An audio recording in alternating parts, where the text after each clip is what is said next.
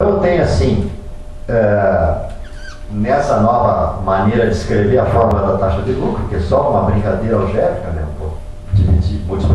Dividir tudo pelo mesmo valor, né? A fórmula ficou a mesma. Eu vou ter uma relação entre, né, duas proporções que vão de 0 a 1, ou toda renda é lucro ou toda renda é salário. Então, se em cima eu vou ter 0, eu vou ter 1 no lado do salário embaixo. O meu numerador vai de 0 a 1 e o meu denominador vai de 0 a 1 mais algum valor, que é a relação capital-produto. A relação capital-produto é essa que cresce sem parar,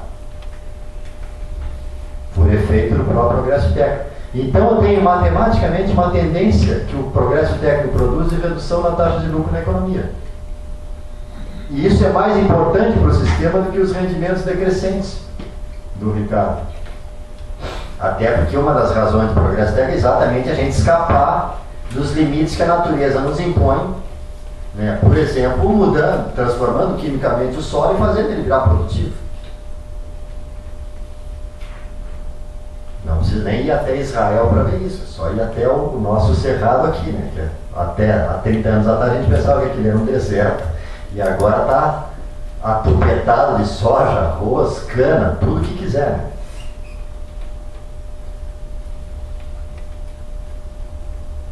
A partir dessas duas formulações do Marx, né,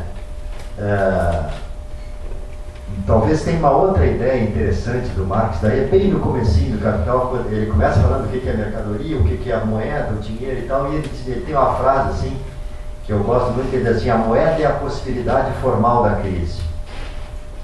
Ele diz assim: por que a economia de mercado pode travar?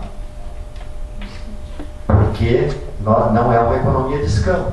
É uma economia, né? Se fosse uma economia de escambo, tudo que é produzido é vendido, porque tudo é trocado diretamente. Como a troca é intermediada por moeda, sempre pode alguém guardar a moeda e não usar o poder de compra naquele momento.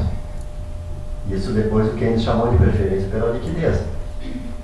E assim, essa é a possibilidade formal da crise, porque o poder de compra gerado pela produção pode não ser exercido no tempo. Ele pode ficar guardado no sistema financeiro. A preferência pela liquidez, lá como o Keynes chamou. E aí tem o sistema tranca. Vai faltar aquela capacidade, aquele valor gerado não vai encontrar quem o compre, porque alguém resolveu guardar o dinheiro. Os clássicos já falavam do que se chamava o fenômeno de entesouramento e tal, que era um problema, enfim, né? Que podia, eles já enxergavam isso como um efeito que a existência da moeda e a função reserva de valor da moeda podia gerar no sistema, travar ele, porque alguém resolve usar a moeda como reserva de valor e não como um meio de troca. Bom, mas dessas duas proposições do Marx vão surgir então as duas teorias, né? Uma teoria que está ligada a essa ideia de queda da taxa de lucro, que é a teoria do excesso de capital. E a outra teoria que está ligada à coisa da pobreza, que é a teoria do excesso de produção, excesso de mercadorias, né? E aí elas vão ter duas variantes, cada uma delas. Deixa eu só lembrar dos nomes que eu usei para cada uma delas.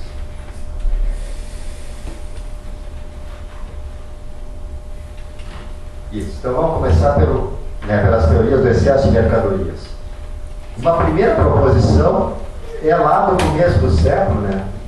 Final do século XIX, começo do século XX, o conjunto de autores que criou a ideia do subconsumo. Quer dizer, ligado nessa ideia de, olha, uma sociedade muito pobre com uma capacidade produtiva crescente, com um vigor tecnológico impressionante, um crescimento potencial imenso, mas se a maioria é pobre, essa sociedade, do lado da demanda, produz um fenômeno de subconsumo. Em algum momento, esse subconsumo vai travar o crescimento econômico, vai chegar a um ponto que a capacidade produtiva está muito maior do que a capacidade de consumo da sociedade. E assim, se eu não tenho consumo final, também vou bloquear o consumo intermediário, enfim, tudo isso vai, né, o sistema econômico como um todo vai vai trancar, vai parar de funcionar. Junto com essa discussão do subconsumo vai aparecer essa ideia do subconsumo vai dialogar com as teorias sobre o imperialismo, expansionismo europeu e tal, porque eles vão enxergar, bom, o imperialismo é uma maneira de tentar fugir do subconsumo. Não tem mercado na Inglaterra, na Alemanha, vou buscar nas colônias, vou buscar no exterior, na América Latina, na África, na Ásia e tal. Daí isso explicaria, vamos dizer assim, uma razão econômica para esse expansionismo colonialista, imperialista, enfim, das grandes potências europeias aí, fim do século XIX, começo do século XX, que vai redundar até na Primeira e depois na Segunda Guerra Mundial, que são guerras provocadas por esse expansionismo, né? E pela disputa de domínio sobre fatias maiores do mundo entre as grandes potências europeias. Tem uma variante dessa teoria do excesso de mercadorias, que é a teoria que daí não está tão centrada no tema do consumo, mas do outro lado. Então eu diria assim, a teoria do subconsumo tem a ver com a ideia de que a instituição, lá, a relação salarial, a organização do mercado de trabalho, está inadequada para essa economia. Se não for resolvido, eu vou ter um estancamento do crescimento por falta de consumo. A outra variante é eu posso ter excesso de mercadorias na outra ponta, não no consumo final, mas nos bens de produção, nos bens de capital, nos insumos e tal. Que também aparece na virada do século numa teoria sobre a tendência à desproporção entre os diferentes setores da economia. É como se, enfim, alguns dos vetores da matriz de um produto inchassem, né, em relação aos outros, e o sistema como um todo bloqueava. Parava de funcionar porque tu tem o ritmo de crescimento entre os diversos setores ali, os vetores da matriz, né, são incompatíveis. Por que isso? Isso tem a ver com, do ponto de vista das instituições, um mau funcionamento da forma da concorrência. As relações entre as empresas, as expectativas de lucro, as encomendas e os contratos entre as empresas, os planos de investimento delas e tal, não são adequados, né? Não são coerentes uns com os outros. Talvez o setor de bens de consumo tenha se organizado, né, tenha percebido melhor esse problema da tendência do subconsumo, da pobreza relativa e tal, e tenha programado reduzir o seu crescimento. E o setor de insumos e de bens de capital ficou com capacidade ociosa e entra em colapso. E quando tem assim uma redução, um corte abrupto das encomendas de um setor para o outro, o setor que teve esse corte pode entrar num parafuso crítico bastante grande, de falências, de fechar empresas, de desemprego em massa e tal, e aí, bom, a espiral da crise começa, porque daí o consumo vai ser menor ainda, porque tem desemprego e tal, e até o parafuso parar de girar, a sociedade sofre por algum tempo.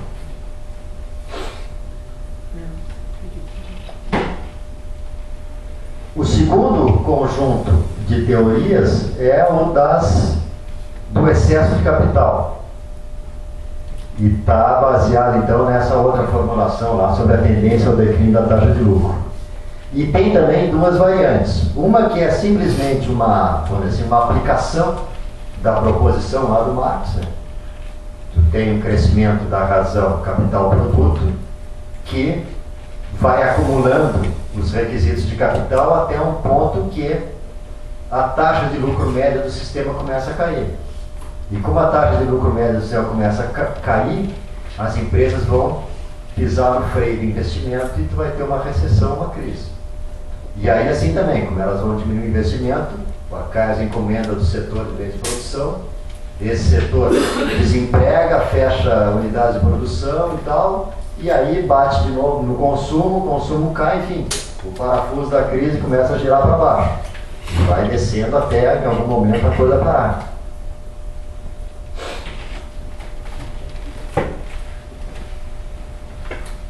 Provavelmente para resolver essa crise tem que ter uma revolução tecnológica que, vamos dizer assim, sucateia o capital que não serve mais, as máquinas antigas, os produtos antigos e tal, e substitua isso por uma nova leva de um capital mais produtivo, etc. e tal, que até pode, no primeiro momento, até pela concorrência, pela inovação, ficar mais barato. Né? Isso, vamos dizer assim, melhora um pouco a relação produto-capital do conjunto da economia. Então, assim, se a crise, né, se essa explicação da crise está acontecendo, eu vou, né, a saída dela passa por uma rearticulação do regime de acumulação. E a segunda variante dessa teoria tem um apelido em inglês, que é a chamada teoria do profit squeeze, né? A compressão dos lucros pelos salários. Uma ideia de que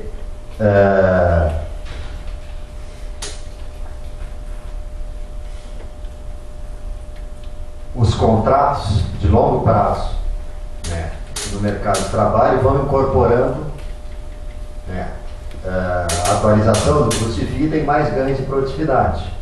E como os contratos acabam sendo feitos por vários anos, por um período longo, né, era esse o padrão da Europa Ocidental e dos Estados Unidos até os anos 70, né? A tua tecnologia está tendo, na verdade, começa a ter rendimentos decrescentes e eu vou pagar nos próximos anos um ganho de produtividade que não vai acontecer. Então o salário real vai subir mais que a produtividade e as empresas vão começar a ter as suas margens de lucro comprimidas. Eu até hoje de manhã, numa aula ali na UFRGS, eu estava mostrando um gráfico que o Dumenil e o Levi fizeram sobre a relação produtividade-salário da economia americana, e claramente a gente vê assim, nos anos 70 abre, né? No final dos anos 60 abre isso. A produtividade passa a crescer, os salários passam a crescer mais que a produtividade.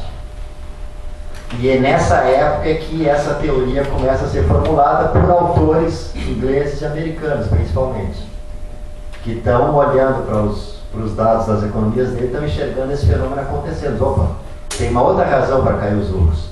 Pode ser, claro, na época que foi formulado isso, imagina assim, como vocês, né, isso é uma ofensa ao movimento socialista, ao movimento sindical, estão dizendo que é a culpa da crise dos trabalhadores. Nós estamos olhando os números e propondo uma interpretação sobre isso.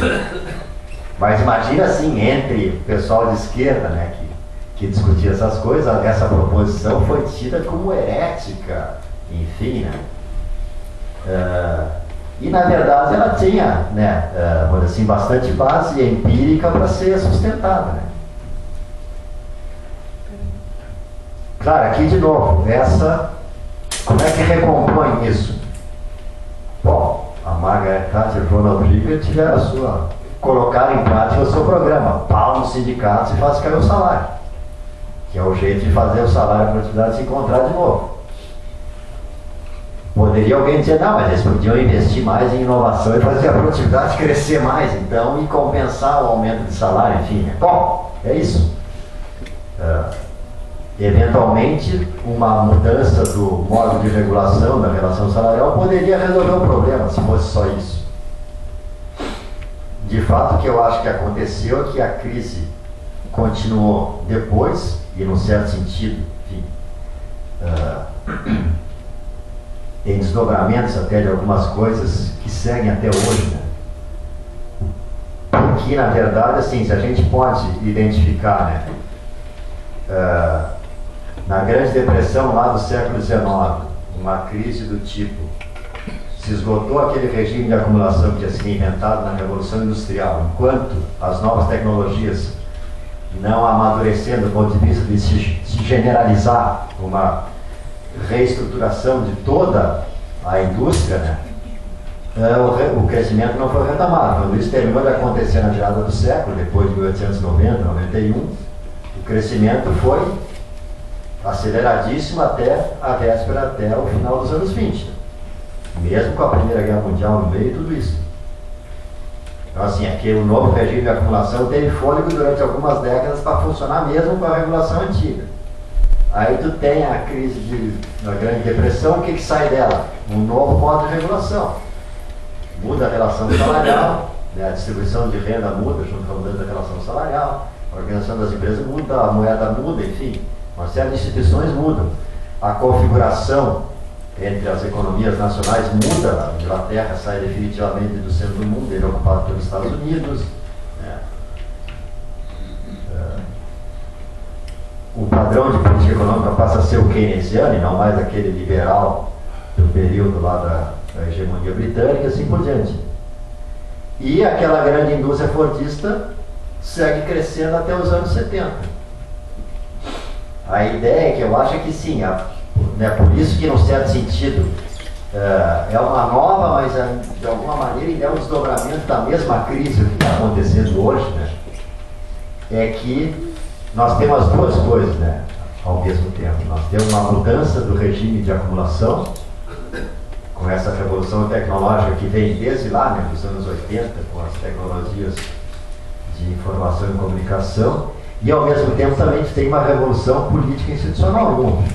A relação salarial, aquela que era, já não é mais, é baseada em sindicatos, em um corporativismo, até assim, no mercado de trabalho. A moeda ainda é a mesma e está mostrando que não, esse arranjo monetário, depois do fim do dólar-ouro, né, o que, né, alguns autores chamam o padrão do dólar flexível, ele é propenso a ficar produzindo bolhas e instabilidade financeira de uma maneira que o sistema não aguenta, volta e meia ele é chocado por uma crise financeira, né? Então essa é um arranjo institucional que está ruim, vai ter que ser mexido. E por aí vai, quer dizer, tem uma rearticulação do mundo também, enfim, a divisão internacional do trabalho mudou, está mudando radicalmente, né? Até os anos 70 a indústria do mundo estava no Atlântico Norte, entre a Europa e os Estados Unidos, Canadá e tal, e um pouquinho em outros lugares, um pouquinho aqui na América Latina, um pouquinho na Ásia e tal. Agora a indústria se transferiu praticamente para a Ásia. O Atlântico Norte é pós-industrial. A gente ainda não sabe que lugar vamos ficar no mundo, né? Se nós temos uma tendência a nos desindustrializar também. Será que isso vai acontecer mesmo ou não? Enfim, tudo, né, tem, eu acho que assim, talvez o grande desafio do momento atual para a gente pensar assim, em torno dessas teorias das crises é que tu tem vários desses movimentos concomitantes. Por isso que a gente tem uma realidade tão complexa, né? Pô, eu acho que eu já falei demais, já devo estar cansando vocês. Vamos ver se a gente conversa um pouco, né? Talvez como mais antigo presente, em 54, toma a liberdade de ter o privilégio de iniciar o debate. Tá bem. Farias, agradeço muito as lições que deste. Afinal, nós somos... ela tem uma gravação, vamos falar no microfone. Muito bem. Mas, como estávamos falando, interessante seríamos descermos aos fatores da produção, na teoria econômica, e vamos analisar o que aconteceu concluída a Segunda Guerra Mundial. Sobrepôs-se como fator de produção o capital financeiro e foi vencido o capital industrial. Isso de 45 por essa data. Agora nós estamos vendo que o capital industrial tinha uma regulação que tinha muito a ver com o emprego. O capital financeiro, com a nova tecnologia, está muito longe do emprego, devido à velocidade das decisões e também não existem instrumentos regulatórios nessa área. E hoje nós estamos vivenciando exatamente essa problemática. Em filosofia, se nós refletirmos o que é o capitalismo financeiro como fator de produção, não é nada. O capitalismo industrial é, porque produz bens, produz alimento, enfim, conforto, todas essas coisas. O capitalismo financeiro não faz isso. É apenas uma cifra escrita em algum canto, e em cima disso todo mundo se debate. Qual é a sua visão, caro colega, sobre esta crise que não está por ser resolvida rapidamente?